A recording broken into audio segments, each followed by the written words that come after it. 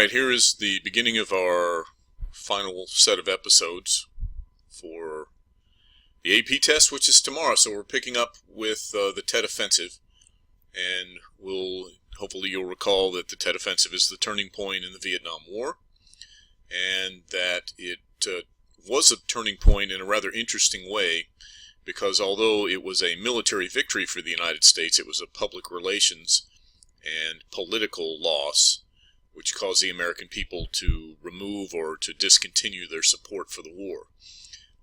You see the map here for the Tet Offensive on January 31st, 1968, when a truce was supposed to be taking place. Instead of following the normal tradition of not fighting in the Vietnamese New Year, the communists, both the Viet Cong and regular North Vietnamese troops, attacked every major city in South Vietnam all at the same time. Now again, remember that Johnson, because he was trying to convince the American people to allow him to raise taxes so he could continue both the war on poverty and the war in Vietnam, was trying to convince people that the war was almost over. And so for the past month and a half, the government and generals had been saying, we see the light at the end of the tunnel.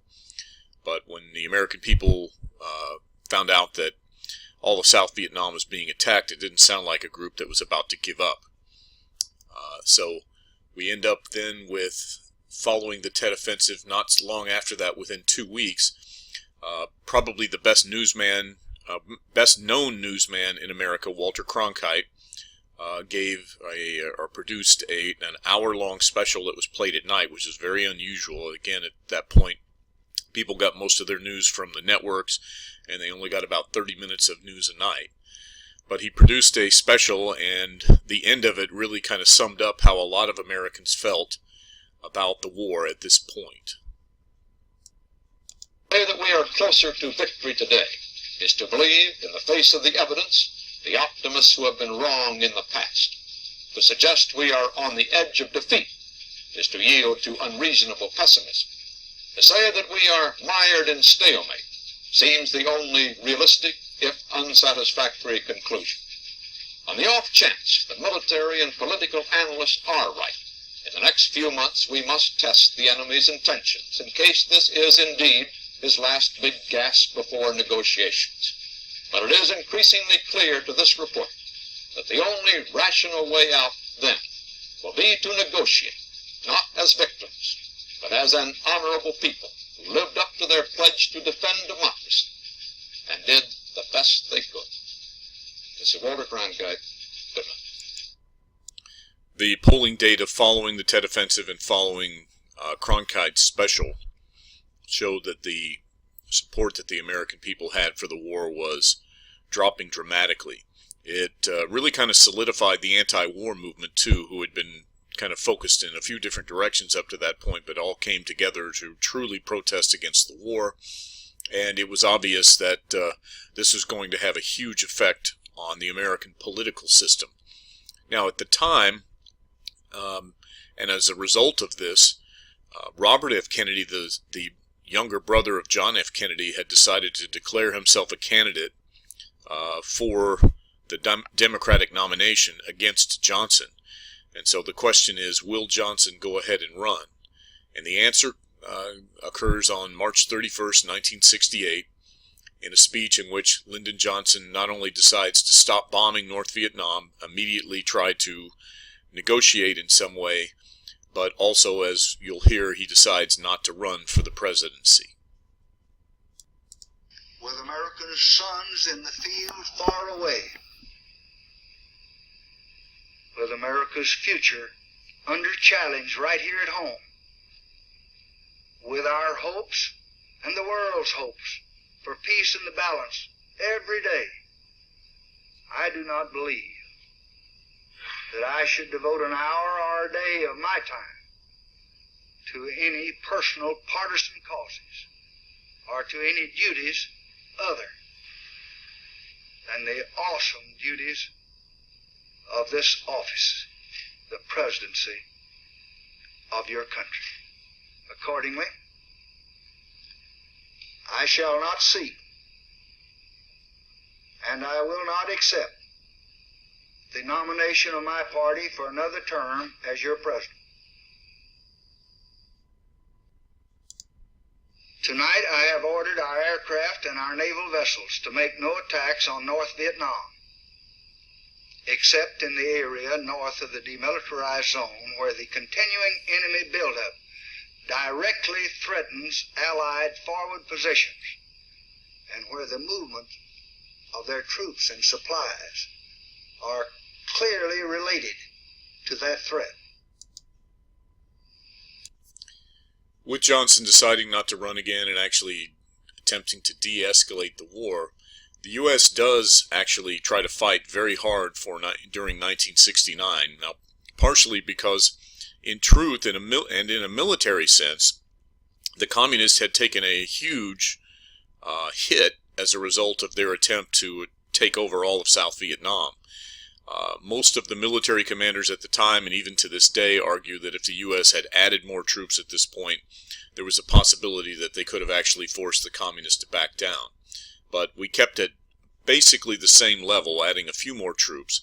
Fought very hard for the year. In 1969 is the bloodiest year of the war, which began in 65 and ends in 73.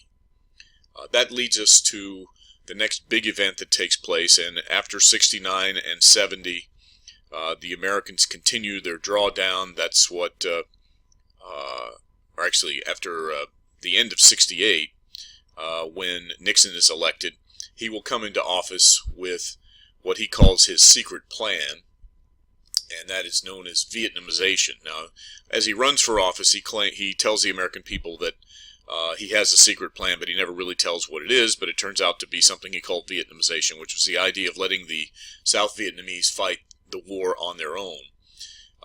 As American troops begin to leave, although very slowly.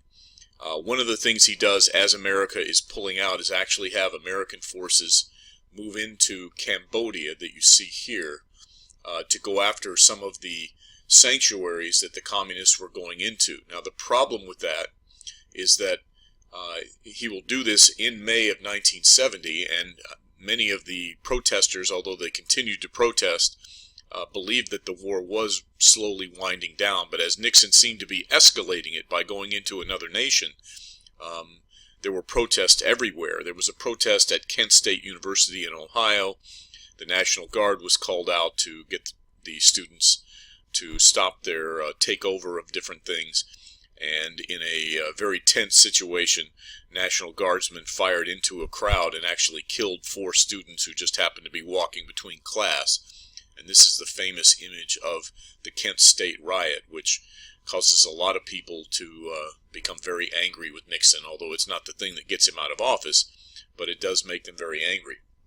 It does lead then to the 1972, and after Nixon is reelected in November, he then decides to seriously bomb North Vietnam for the first time. The United States will unleash its bombers on Hanoi and Haiphong. In essence, these moves, going into Cambodia, hitting Hanoi and Haiphong, were attempts by Nixon to force the North Vietnamese to solidify a peace deal. Now, there had been secret negotiations going on for at least a year between Henry Kissinger, the Secretary of State, and the North Vietnamese. These were taking place in Paris. And with this bombing, which was pretty tough and was something that, when it occurred, those who thought back to 1965 thought maybe that should have been done, almost like Goldwater had said back in 65. But the outcome was that the South Vietnamese, or the North Vietnamese, actually signed the so-called Peace with Honor deal in January of 1973, and the POWs are brought home. What that leads to is the U.S., the deal that the U.S. and the North Vietnamese sign is one in which they pledge to leave the South Vietnamese alone. But this, of course, once the Americans have gone, and by that point they're totally out, once they have gone, or at least most of our forces are out, once the Americans have gone, then you get this offensive, which takes place as the North Vietnamese come into South Vietnam, and although it takes until the spring of 1975, Saigon will actually fall, and the last remaining Americans will flee from the embassy, try to take people with them. And in a very interesting sort of symbolic phenomenon, the American ships that come to evacuate the Americans and some of the South Vietnamese are inundated with South Vietnamese soldiers, sailors, and airmen who are attempting to get on those boats to get away before the North Vietnamese take over the entire country and make it the one unified Vietnam that it is today under communism. And many of the soldiers, sailors, and airmen who try to get to the American ships are flying helicopters that we had actually either given or sold to the South Vietnamese government. There's no room for those helicopters on the American ships because those ships already have their own complement of helicopters and planes and everything else. And so there's the symbolic-ish image of Americans pushing helicopters off of the decks of ships as they leave Vietnam, and the helicopter being the image of Vietnam in many ways because it was the weapon that the Americans thought could help them to perhaps win this war, and it being pushed into the ocean as the Americans are leaving was a rather symbolic issue. Okay, now we're going to look at Nixon and take a look at everything up to Watergate. We've talked about the election of 1968. He ran on the Law and Order platform and the claim that he would get us out of Vietnam somehow, although nobody was really sure. One of the things that helped him dramatically was the total chaos that was the Democratic Convention in 1968. Also, as we talked about before, the tumultuous events of 1968. Tet Offensive, LBJ's speech. On April 4th, which is only 5 days after LBJ's speech, Martin Luther King is assassinated and the country lights up in riots.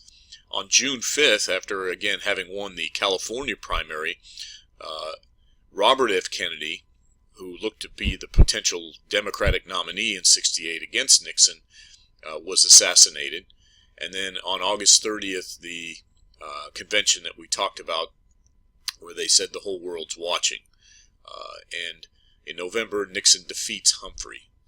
Now, we talked a little bit about Nixon, and now we're going to move forward and talk a little bit about a couple of the things that he does that are actually considered to be pretty positive. He does push for affirmative action. He does help for the economy a little bit. And we'll see that following his re-election, he will actually go to China and open up our relations with them, which is a rather amazing feat because China was such a closed nation to us and seemed to be so dedicated to communism and our enemy. And then he will also go to Russia and open up our relationship with them. So he did some things that are considered to be pretty good, but unfortunately for him, the thing he's probably best remembered for is Watergate. Now, there's an irony there, and it goes back to his own personality, which was one that was very paranoid, and he had lost some very close elections. But as the election of 1972 approached, he decided to take some money from his campaign, create a slush fund, and through the Committee to Re-elect the President, or CREEP, there was a small group within that organization that Nixon commanded, or actually ran, and they were performing what were called dirty tricks against the Democrats. They had a plan to sabotage the air conditioning at the Democratic National Convention in '72 to make them sweat so they'd look bad on TV. They took money and hired prostitutes to try and get information out of the Democrats, maybe get them in pictures of them, and so forth. It was all a bunch of what sounded like really kind of fraternity tricks that they were doing. But one of the things they did that was really important was that they used sophisticated bugging equipment to listen to the phone calls and the phone conversations of the people in the Democratic National Committee who had their central location in the Watergate office complex in Washington, D.C., which is right by George Washington University today. And it was, as I think I mentioned the other day to you, the attempt to fix those bugs that was the situation where the men who were called the plumbers, and I'll get to them a little bit later, were caught. And the tie to the White House was somewhat evident from the beginning, but it took forever for people to make the full connection between the two, and we'll pick up with that in our second video.